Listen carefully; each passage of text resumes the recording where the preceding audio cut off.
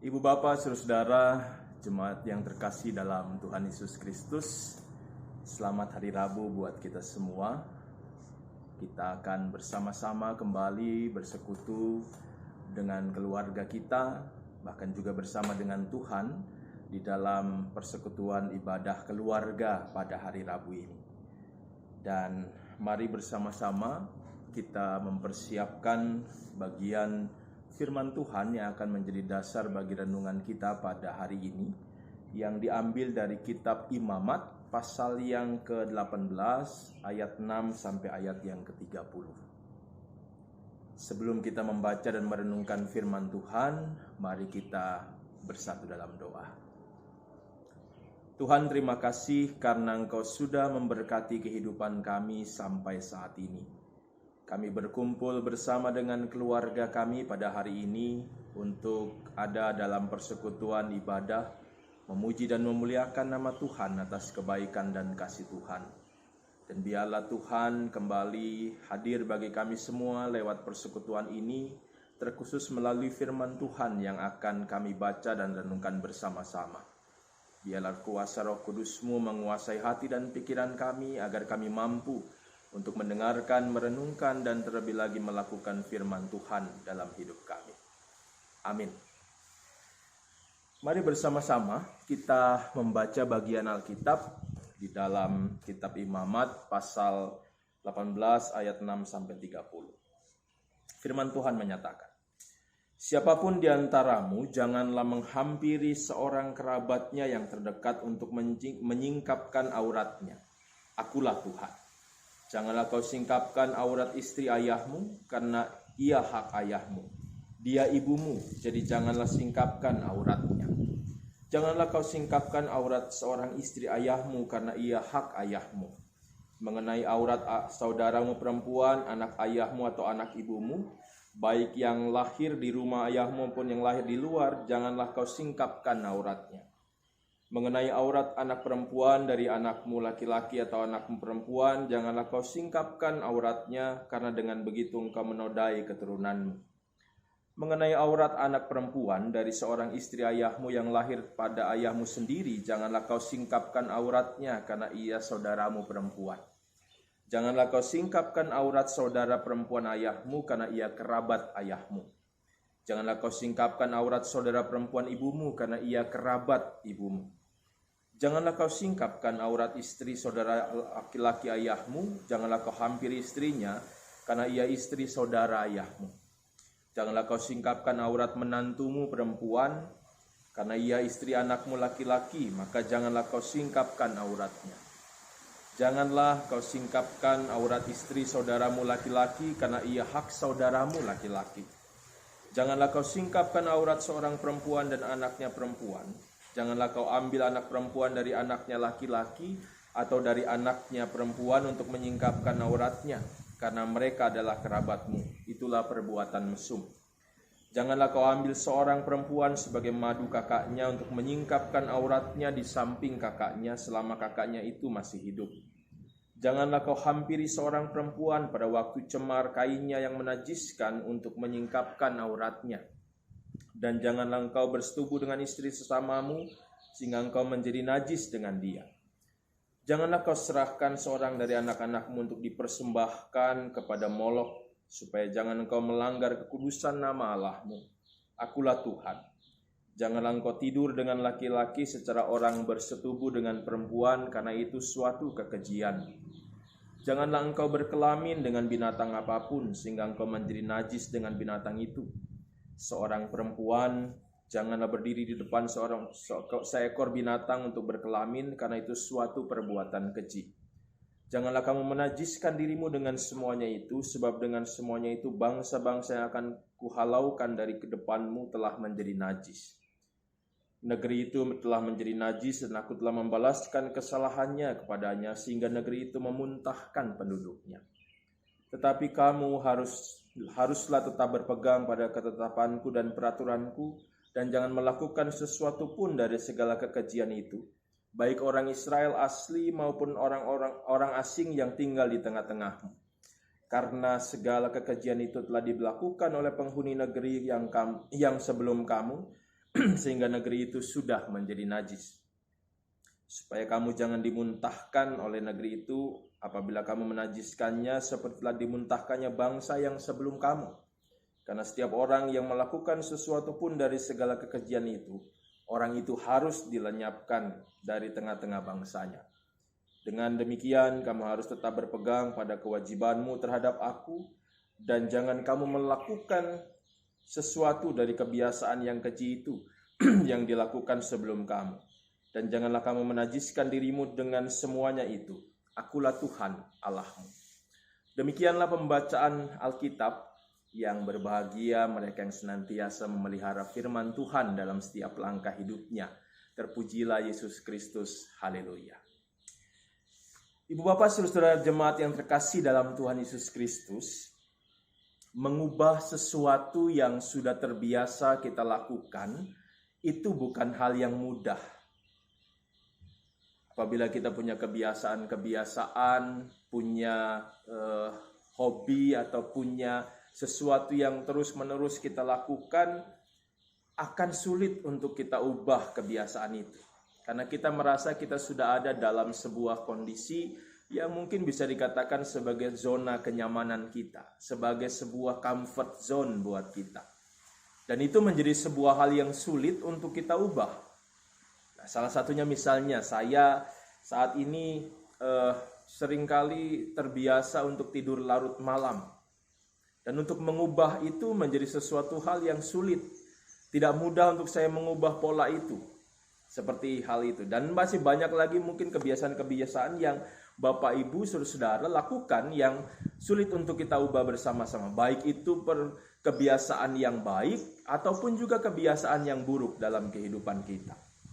Nah, hal ini yang tampaknya juga menjadi sebuah kekhawatiran Tuhan terhadap umatnya bangsa Israel.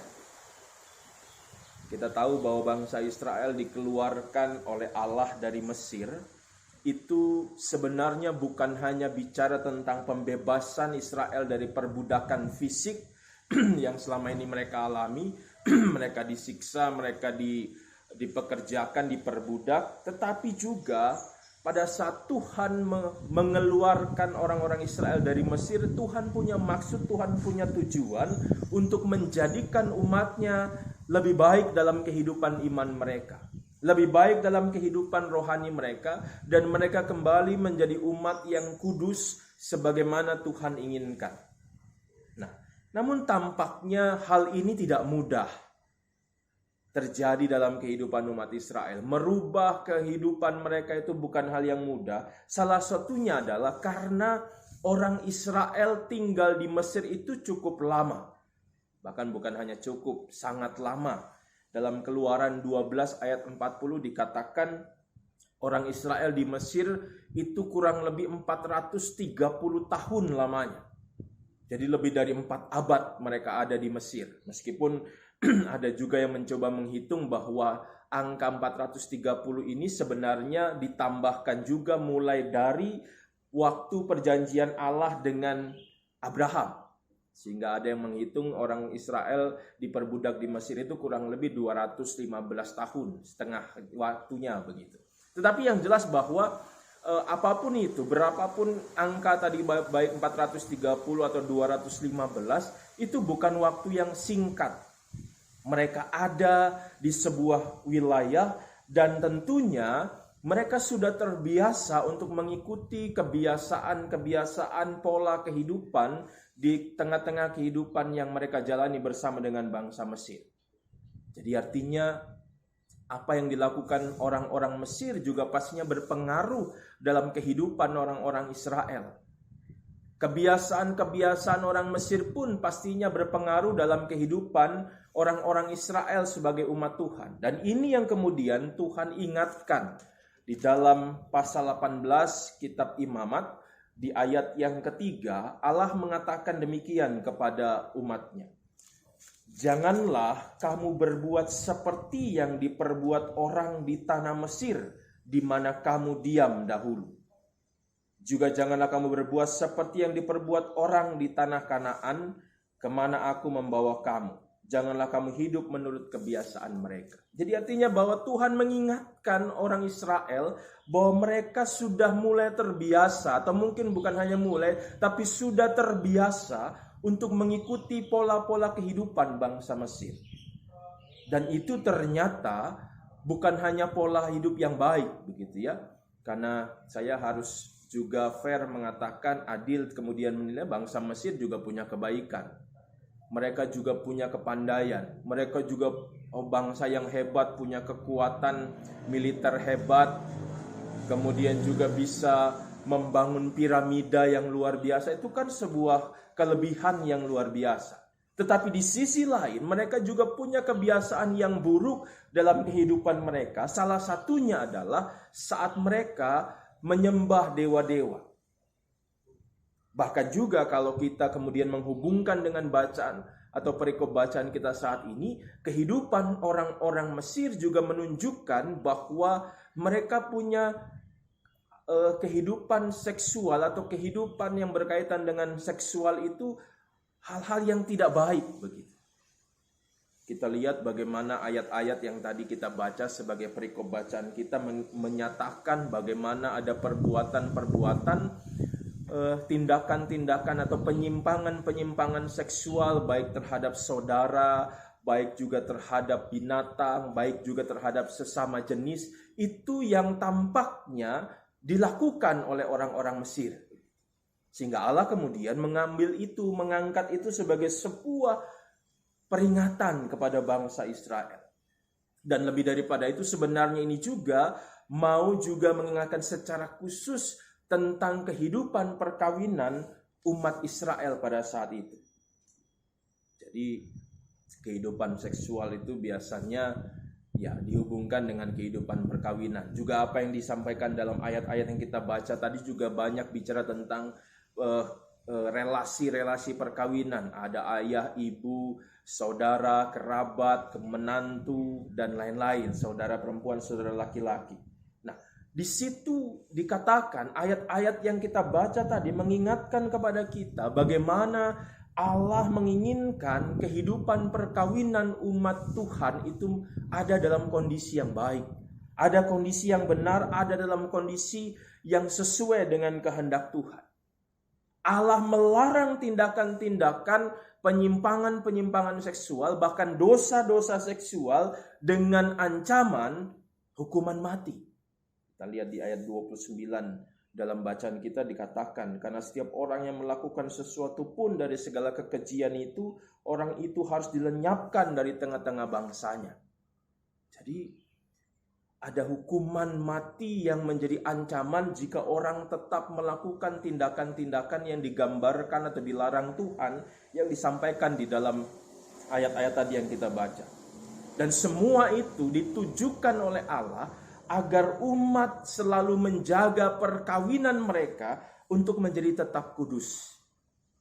Bukan hanya bicara tentang kehidupan seksual atau kehidupan relasi seksual begitu, tetapi juga dikatakan salah satu ayat juga mengingatkan kepada umat di dalam ayat yang ke-21, mereka juga diingatkan untuk tidak juga melakukan kebiasaan-kebiasaan untuk menyembah berhala. Salah satu contohnya adalah dewa Molok yang diungkapkan di sini. Dewa Molok ini adalah dewa yang biasanya disembah orang-orang Kanaan, yang salah satu ritual yang dilakukan adalah dipersembahkan anak-anak di dalam upacara penyembahan itu. Jadi Allah juga melarang tindakan itu. Allah juga ingin setiap orang, setiap keluarga tetap taat, tetap setia kepada Tuhan, tidak berpaling kepada Tuhan, seperti yang juga disampaikan Tuhan kepada Musa lewat 10 perintah Allah itu. Jadi kita lihat bagaimana Allah ingin menjaga sebuah perkawinan itu dengan mengingatkan umat Tuhan menjaga kekudusan perkawinan, dengan juga tetap menjaga iman mereka kepada Tuhan, sehingga mereka pada akhirnya menjadi orang-orang yang tetap kudus, keluarga mereka juga menjadi tetap kudus. Nah, Bapak Ibu Saudara, nasihat Tuhan kepada bangsa Israel ini tentunya menjadi penting untuk kita semua di masa-masa pada saat ini. Kenapa? Karena yang pertama Bapak Ibu, kehidupan perkawinan kita saat ini menurut data Biro Pusat Statistik atau BPS begitu, angka perceraian semakin hari semakin meningkat, semakin tahun semakin meningkat. Ini menunjukkan bahwa ada persoalan dalam kehidupan perkawinan, termasuk di dalamnya perkawinan orang-orang Kristiani. Dan hari ini kita diingatkan, salah satu hal yang harus kita jaga adalah, kita pelihara adalah kekudusan dari perkawinan itu, iman kita yang kita harus terus kuatkan untuk tetap bertahan kepada Tuhan, tidak terpengaruh dengan ajaran-ajaran lain.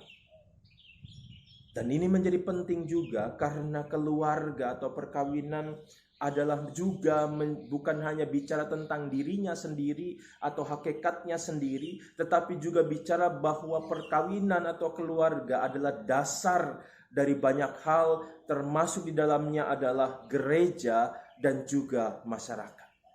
Jadi artinya kalau keluarga itu ada dalam keadaan yang baik, kalau keluarga itu ada dalam keadaan yang benar, yang kudus sesuai dengan kehendak Tuhan, dia akan mendasari sebuah persekutuan gereja dan juga mendasari kehidupan bermasyarakat.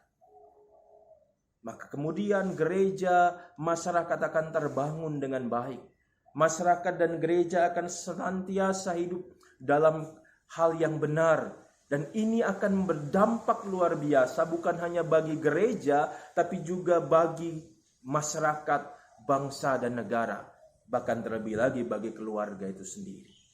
Jadi mari Bapak Ibu Saudara, sesuai dengan apa yang Tuhan firmankan hari ini, mari kita jaga, kita pelihara keluarga kita masing-masing.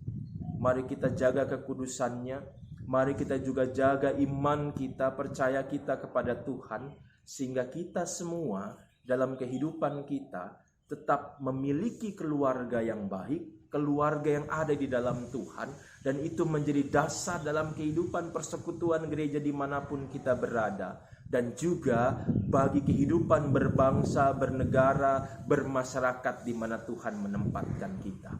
Biarlah keluarga-keluarga kita tetap menjadi saluran-saluran berkat Tuhan bagi banyak orang di sekeliling kita. Tuhan memberkati. Amin. Mari kita berdoa. Tuhan, kami bersyukur kepadamu karena kami boleh kembali mendengarkan kebenaran firman Tuhan. Firman yang mengingatkan kami untuk menjaga dan memelihara kehidupan keluarga kami masing-masing, sehingga keluarga kami juga bisa berdampak bagi gereja dan juga bagi masyarakat yang ada di sekitar kami. Tolonglah kami, mampukan kami semua ya Tuhan, agar kami juga mampu melaksanakan firman Tuhan dalam kehidupan kami, menjaga, memelihara kehidupan keluarga dan perkawinan kami. Tuhan tolonglah, Tuhan berkati kami semua, dan biarlah kasih Tuhan terus menaungi kami, sehingga kami juga terus mampu menjalani hari-hari ke depan kami dengan pertolongan dan kasih Tuhan. Kami serahkan hidup kami semua kepadamu Tuhan, baik sebagai pribadi maupun bersama dengan keluarga. Kami percayakan semua kehidupan kami ke dalam tangan kasih-Mu, agar Tuhan yang terus menopang dan memampukan kami menjalani kehidupan di tengah-tengah setiap tantangan dan pergumulan hidup yang harus kami hadapi. Kami juga doakan buat gereja-gereja Tuhan, Tuhan memberkati selalu warga jemaat Tuhan di dalam kelemahan-kelemahan tubuh mereka. Jika mereka yang sakit, Tuhan juga jamah mereka, Tuhan sembuhkan dan pulihkan mereka. Mereka yang bergumul dengan persoalan-persoalan kehidupan, persoalan ekonomi, persoalan keluarga, ataupun persoalan sosial dan lain-lain, Tuhan juga mampukan mereka untuk bisa menghadapi dan menyelesaikannya. Kami mohon berkat-Mu bagi para pelayan-pelayan Tuhan, agar bersama-sama sebagai gereja Tuhan kami terus bersatu hati, bergandengan tangan untuk bekerja bersama-sama memuliakan nama Tuhan melalui persekutuan gereja yang Tuhan anugerahkan buat kami. Dan kami juga senantiasa boleh melihat keberadaan diri kami dan juga orang-orang di sekeliling kami, sehingga kehadiran gereja pun juga bisa jadi saluran berkat bagi masyarakat di mana Tuhan menempatkan gereja-Mu. Tuhan juga memberkati bangsa dan negara kami. Kami serahkan seluruh pemimpin-pemimpin negara kami, Presiden, Wakil Presiden bersama seluruh menteri, gubernur, wali kota, bupati, dan semua yang ada memimpin bangsa kami. Tuhan memberkati selalu. Hikmat dan kebijaksanaan menyertai mereka, khususnya dalam menghadapi situasi yang harus kami hadapi saat ini. Kami juga doakan aparat TNI dan Polri, kami doakan juga semua tenaga-tenaga medis dan semua yang terlibat di dalam proses pemulihan bangsa ini. Kami berserah diri menyerahkan semuanya ke dalam tangan kasih-Mu Tuhan. Berkati mereka dan keluarga mereka, dan berkati juga bangsa kami. Kami memohon Tuhan memulihkan bangsa ini. Inilah doa kami Tuhan, permohonan kami yang kami serahkan hanya ke dalam tangan kasih-Mu, Tuhan Yesus Kristus, Tuhan dan Juru Selamat kami yang hidup. Amin. Bapak, Ibu, Saudara, terima kasih. Selamat beribadah. Tuhan memberkati kita semua. Sehat selalu, tetap bersyukur, bahagia selalu. Kita yakini Tuhan selalu menyertai kehidupan kita.